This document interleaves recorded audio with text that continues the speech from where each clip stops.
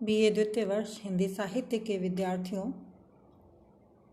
ध्रुव स्वामिनी नाटक की व्याख्या के संदर्भ में अब हम इसके अंतिम पड़ाव की ओर हैं। कल तक मैंने तुम्हें ये बता दिया था या व्याख्या करा दी थी उन महत्वपूर्ण अंशों की जहाँ तक चंद्रगुप्त स्वयं लौह श्रृंखलाओं को तोड़ करके और शकराज के समस्त अधिकारों का स्वामी होने की स्वयं घोषणा करता है। ऐसा सुनकर रामगुप्त और शिखर स्वामी तिलमिला जाते हैं और शिखर स्वामी आमात्य परिषद बुलाने की सलाह देता है तथा चंद्रगुप्त से कहता है कि तुम रामगुप्त के भाई हो और भाई भाई की तरह गले मिलकर ही गुप्त वंश का गौरव बढ़ाइए। जो बीत गई हैं, जो बातें बीत चुकी हैं उनको भूल जाने में ही भलाई है और गुप्त कुल का गौरव तभी बढ़ सकता है जब तुम दोनों भाई आपस में गले मिल करके एक साथ रहो। चंद्रगुप्त शिखर स्वामी की इस कुटिल बात से बहुत क्रुद्ध हो जाता है और चिढ़कर कहता है, आमात्य, तुम गौरव किसको कहते हो? वह है कहीं? रोग जर्जर शरीर पर अलंकारों की सजावट, मलिनता और कलुष की ढेरी पर बाहरी कुमकुम केसर का लेप गौरव नहीं बढ़ाता। वो कहता है कि तुम किस गौरव की बात करते हो? गुप्त साम्राज्य का कौन सा गौरव शेष बचा है जिसकी रक्षा की बात तुम कह रहे हो? मुझे तो यहाँ वह गौरव, गुप्त साम्राज्य का गौरव कहीं दिखाई नहीं देता। गुप्त साम्राज्य के गौरव की ठीक वही स्थिति हो गई है जैसे रोग से जर्जर क्षीण जो शरीर है हो जाता है और इस पर किसी प्रकार के अलंकारों के द्वारा उसको सुसज्जित नहीं किया जा सकता, उसके सौंदर्य को नहीं बढ़ाया जा सकता। उसी प्रकार से पाप और कलंक की कालिमा से गुप्त साम्राज्य जर्जर हो चुका है और बाहरी अलंकरण से, बाहरी आडंबरों से इसकी रक्षा नहीं की जा सकती। मलिनता और कलुष की ढेरी पर बाहरी कुमकुम केसर का लेप गौरव नहीं बढ़ाता। जिस प्रकार गंदगी और कालिमा की ढेरी पर अगर ऊपर से हम कुमकुम और केसर का लेप कर दें तो उस गंदगी का गौरव उस कुमकुम के लेपन से नहीं बढ़ता, उस केसर के लेपन से नहीं बढ़ता। ठीक उसी प्रकार से गुप्त साम्राज्य को जिस प्रकार से रामगुप्त और शिखर स्वामी ने कलंकित किया है उसका गौरव अब बताओ किस प्रकार से उसकी रक्षा हो सकती है? अर्थात उसकी रक्षा नहीं हो सकती। कुटिलता की प्रतिमूर्ति बोलो, मेरे वाग्दाता पत्नी और पिता के द्वारा दिए हुए मेरे सिंहासन का अपहरण किसके संकेत से हुआ? कुटिलता की मूर्ति अर्थात छद्म, छल और प्रपंच की प्रतिमूर्ति हो तुम शिखर स्वामी। अब बताओ, तुम ही बताओ, तुम किस गौरव की बात कर रहे हो? तुमने कौन से गौरव की रक्षा की है? मेरी वाग्दाता पत्नी और पिता ने मुझे जिस सिंहासन का अधिकारी बनाया था उसका अपहरण भी तुम्हारे ही संकेत से हुआ है और तुम ही गुप्त कुल के गौरव को बढ़ाने की बात कहते हो। और वो सब तुमने कैसे किया? छल के द्वारा मेरे अधिकारों का अपहरण किया है और फिर गुप्त कुल के गौरव की बात बढ़ाने की तुम केवल जिह्वा से घोषणा कर रहे हो, जिह्वा से ही कह रहे हो, क्योंकि तुम्हारा हृदय किसी भी गौरव को बढ़ाने की स्थिति में है ही नहीं, क्योंकि तुम तो स्वयं एक छल, कालिमा और कलुष के पुतले हो। रामगुप्त कहता है कि ठीक है चंद्रगुप्त से कि ये प्रलाप बंद करो, तुम मेरे भाई हो इसलिए मैं तुम्हें क्षमा करता हूँ। चंद्रगुप्त रामगुप्त की इस बात पर भी क्रोधित हो जाता है और चिढ़ करके कहता है, तुम मुझे क्या क्षमा करोगे? मैं उसे मांगता नहीं और क्षमा देने का अधिकार भी तुम्हारा नहीं है। मैं तुमसे क्षमा मांग ही नहीं रहा तो क्षमा का प्रश्न ही कहाँ उठता है। और तुम क्षमा करने वाले होते कौन हो? क्योंकि तुम्हारा कोई अधिकार नहीं है कि तुम मुझे किसी गलती के लिए क्षमा करो, क्योंकि तुम तो स्वयं पापों, कलंक और गलतियों के पुतले हो। तुम किस मुंह से मुझे क्षमा करोगे? और जहाँ तक राजा की बात है कि कोई राजा अपनी प्रजा को क्षमा कर दे, तो वो स्थिति भी अब नहीं रही। तुम मगध साम्राज्य के अब स्वामी या राजा नहीं हो। तुमने जो पाप किए हैं प्रायश्चित उसके लिए तुम्हें पुकार रहे हैं, अर्थात तुम्हें अपने पापों का प्रायश्चित करना होगा। न्यायपूर्ण निर्णय के लिए प्रतीक्षा करो, अभियुक्त बनकर अपने अपराधों को सुनो। अब परिषद यहाँ बैठेगी और सब मिलकर के न्यायपूर्ण निर्णय करेंगे, उसकी प्रतीक्षा करो कि तुम्हारे विरुद्ध कौन सा निर्णय सुनाया जाएगा। और यहाँ एक अपराधी के समान अपने अपराधों की कथा को सुनो। किसी प्रकार मुझे क्षमा करने का बड़प्पन दिखाने की आवश्यकता नहीं है, क्योंकि तुम इस योग्य हो ही नहीं। दूसरी तरफ से मंदाकिनी प्रवेश करती है। वह ध्रुवस्वामिनी को पकड़ करके लाती है। रामगुप्त, चंद्रगुप्त और शिखर स्वामी के सामने तथा पुरोहित के सामने कहती है कि यह गुप्त कुल की वधू है। यहाँ व्यंग्य है मंदाकिनी का, शब्द तो बहुत छोटे हैं, यह है गुप्त कुल की वधू की, ये गुप्त कुल की वधू है, लेकिन यहाँ व्यंग्य है रामगुप्त पर, शिखर स्वामी पर और साथ ही साथ पुरोहित पर, जिसने रामगुप्त के साथ ध्रुवस्वामिनी का विवाह कराया है। तो ये गुप्त कुल की वधू है। इसका क्या मान सम्मान तुम लोगों ने रखा जो इसे शकराज के शिविर में उपहार के सामान भेंट कर दिया। रामगुप्त इस बात से मंदाकिनी से चिढ़ जाता है और क्रोधित होकर को उसको चुप रहने का संकेत करता है, लेकिन मंदाकिनी अब किसी प्रकार से भयभीत नहीं होती और वो कहती है, राजा का भय मंदा का गला नहीं घोट सकता। तुम लोगों को यदि कुछ भी बुद्धि होती तो इस अपनी कुल मर्यादा नारी को शत्रु के दुर्ग में यूं ना भेजते।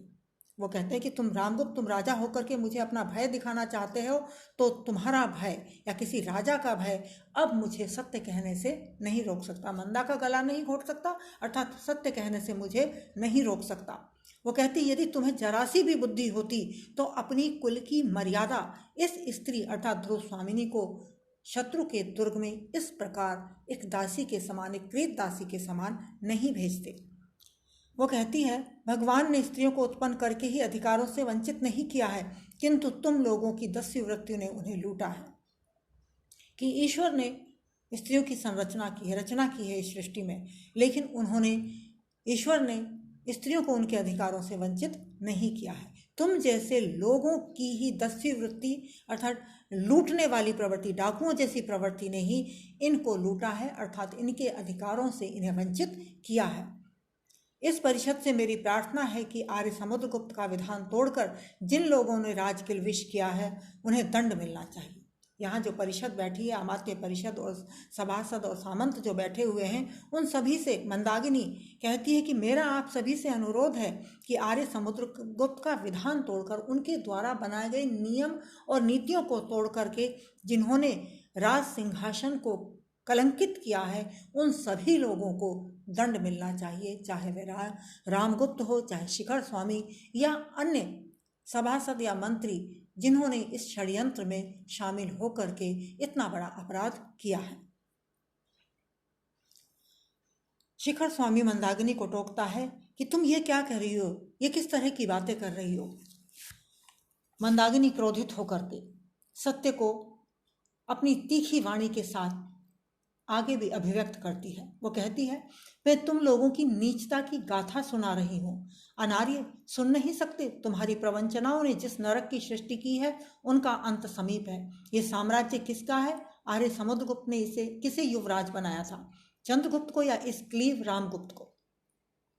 मंदाकिनी कहती है कि शिखर स्वामी चुप रहो, मैं कुछ भी अनर्गल प्रलाप नहीं कर रही हूँ, बल्कि मैं तुम लोगों की नीचता की गाथा सुना रही हूँ। अर्थात तुमने जो जो नीच कर्म किए हैं उन सबको परिषद के सामने मैं रख रही हूँ।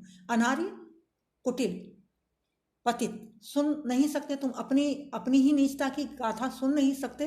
तुम्हारी प्रवंचनाओं ने, तुम्हारे धोखेबाजों ने, तुम्हारे षड्यंत्रों ने जिस प्रकार से इस गुप्त साम्राज्य में नरक की सृष्टि की है, इस गुप्त साम्राज्य को नरक के समान बना दिया है, उनका अब अंत समीप है। अर्थात तुम्हारे कुटिल कर्मों का अब अंत निकट आ गया है।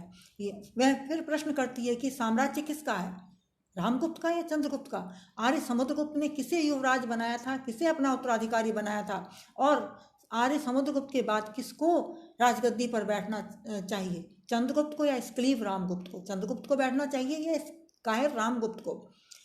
जिसने छल और बल से विवाह करके भी इस नारी को अन्य पुरुष की अनुरागनी बताकर दंड देने के लिए आज्ञा दी है। ऐसे रामगुप्त को राजगद्दी पर बैठने का क्या अधिकार है, जिसने छल का भी प्रयोग किया, बल का भी प्रयोग किया? छल से रामगुप्त ध्रुवस्वामिनी से पीछा छुड़ाने के लिए इसे शकराज के शिविर में भेजा और बलपूर्वक इसे बंदनी बना रहे हैं, और इस प्रकार विवाह करके भी इसके अधिकारों की रक्षा न करके बल्कि अन्य पुरुष की अनुरागनी प्रेमिका बताकर इसे दंड देने की आज्ञा प्रदान की है। ऐसे रामगुप्त को कैसे इस मगध साम्राज्य का राजा होने का अधिकार है? वही रामगुप्त जिसने कापुरुषों की तरह इस स्त्री को शत्रु दुर्ग में बिना किसी अवरोध के भेज दिया था, तुम्हारे गुप्त साम्राज्य का सम्राट है। वह शिखर स्वामी से कहती है कि तुम उसी रामगुप्त की बात कर रहे हो जिसने कायरों की तरह इस स्त्री को अर्थात ध्रुवस्वामिनी को शत्रुओं के दुर्ग में बिना किसी विरोध के आसानी से यूं ही भेज दिया था। वो तुम्हारे गुप्त साम्राज्य का सम्राट है, उसे उसका सम्राट होने की योग्यता है उसमें। और यह ध्रुवस्वामिनी जिसे कुछ दिनों तक तुम लोगों ने महादेवी कहकर संबोधित किया है, वह क्या है, कौन है और उसका कैसा अस्तित्व है? कहीं धर्मशास्त्र हो तो उसका मुंह खुलना चाहिए। और ये स्त्री जो ध्रुवस्वामिनी के नाम से जानी जाती है और कुछ समय तक तुम लोगों ने अर्थात शिखर स्वामी और अन्य लोगों ने महादेवी कहकर गुप्त साम्राज्य की पटरानी कहकर संबोधित किया है, वह कौन है, क्या है, उसका अस्तित्व क्या है?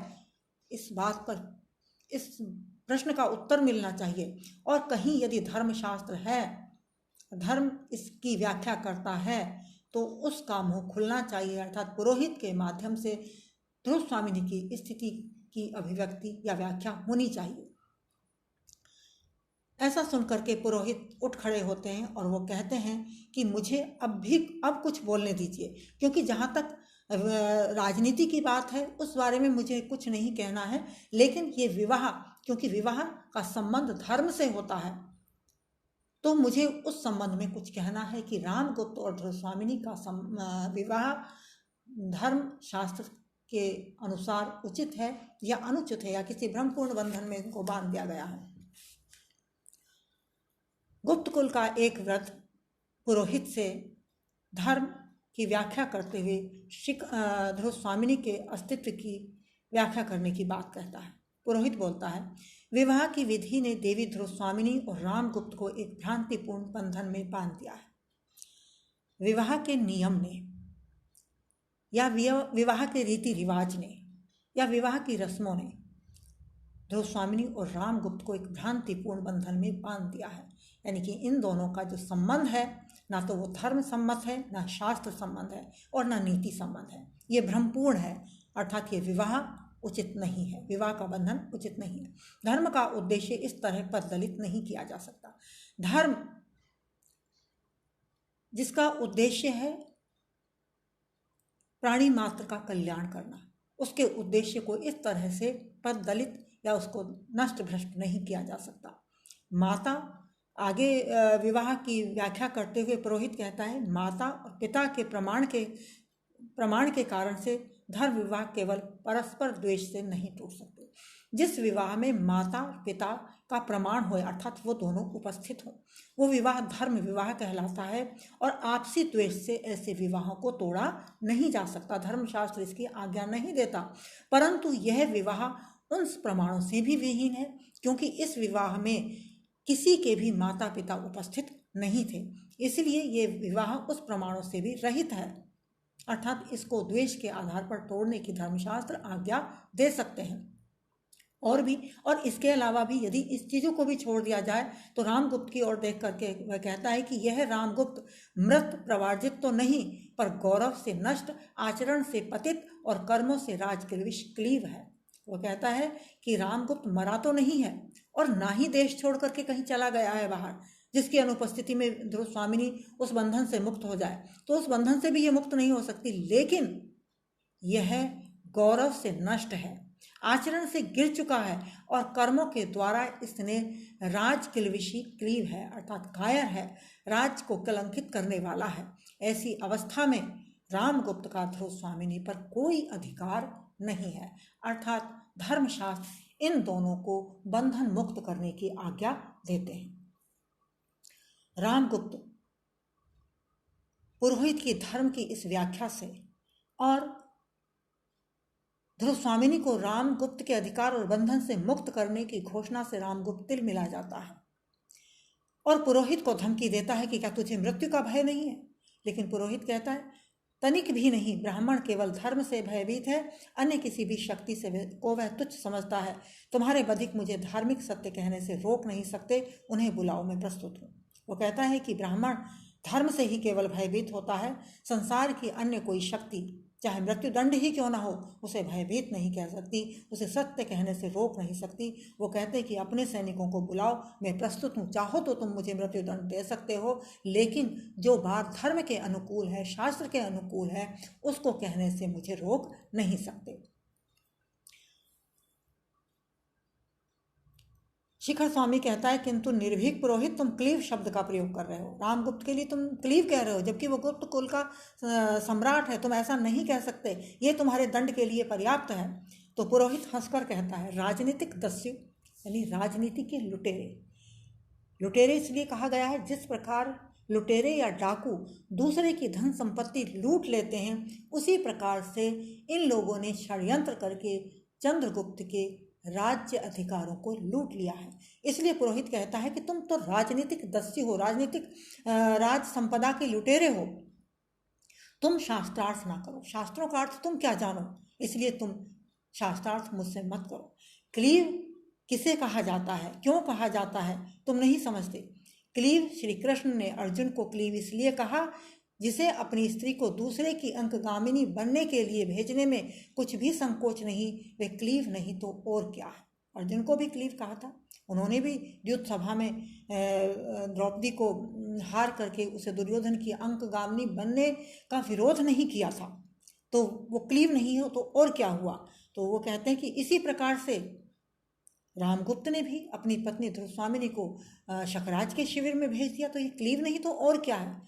मैं स्पष्ट कहता हूँ कि धर्मशास्त्र रामगुप्त से ध्रुवस्वामिनी के मोक्ष की आज्ञा देता है।